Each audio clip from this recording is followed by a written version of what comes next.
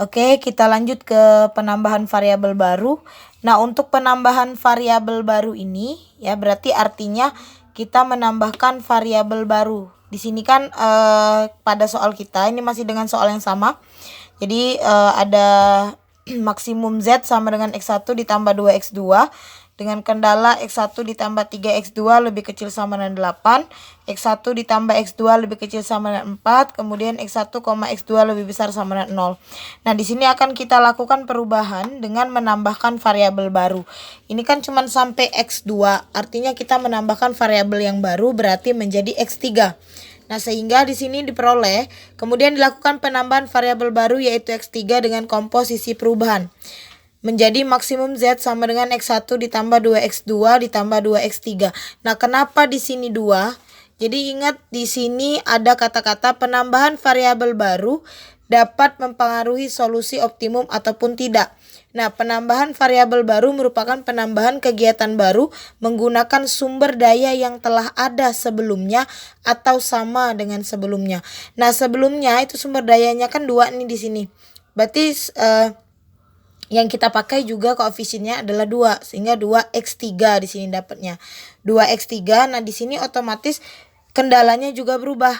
Kendalanya berubah karena ditambah dengan variabel baru yaitu variabel X3. Sehingga menjadi X1 ditambah 3X2 ditambah X3 lebih kecil sama dengan 8. Kemudian yang kedua X1 ditambah X2, ini ada salah pada diktat. Jadi ini bukan minus tapi plus. Jadi X1 ditambah X2 ditambah X3 lebih kecil sama dengan 4.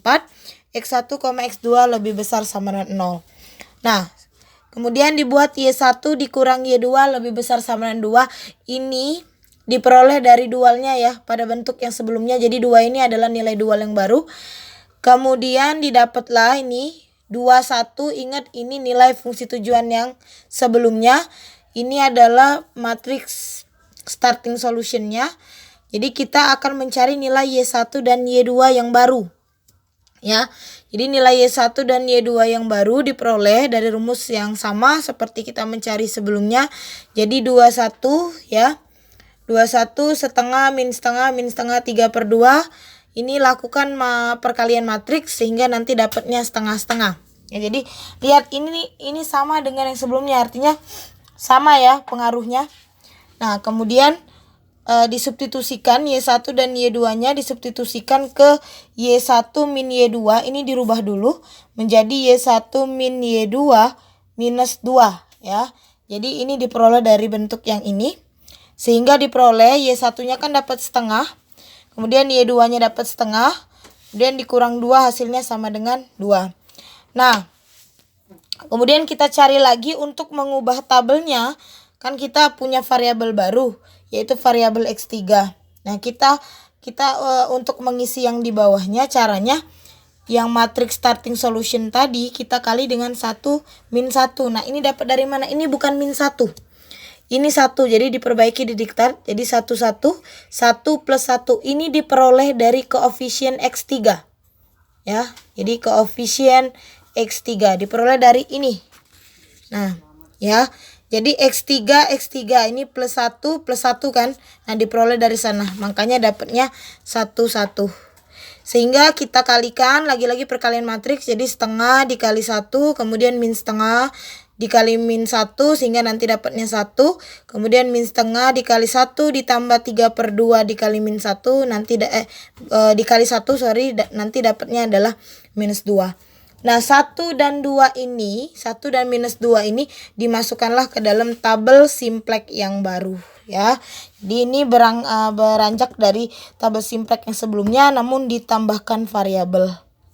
Kemudian ya setelah ditulis ke tabel simplex yang baru, lakukan iterasi ya. Jadi perubahan nilai solusi dapat diketahui dengan cara melanjutkan iterasi berikutnya pada tabel simplex tersebut. Jadi seperti biasa ya kita melakukan iterasi pada tabel simplex sehingga nanti ya karena masih ada nilai ZJ dikurang CJ lebih kecil sama 0. Jadi sesuai kasus ya, apakah itu kasus maksimum, apakah itu kasus minimum, pengerjaannya sama untuk tabel simplexnya. Nah, di terakhir diperoleh bahwa solusi optimumnya itu Z sama dengan 10 dengan X3 sama dengan 5, S2-nya 6, solusi ini mengalami kenaikan dari solusi yang sebelumnya. Oke. Kita lanjut ke perubahan yang terakhir, yaitu penambahan fungsi pada kendala baru.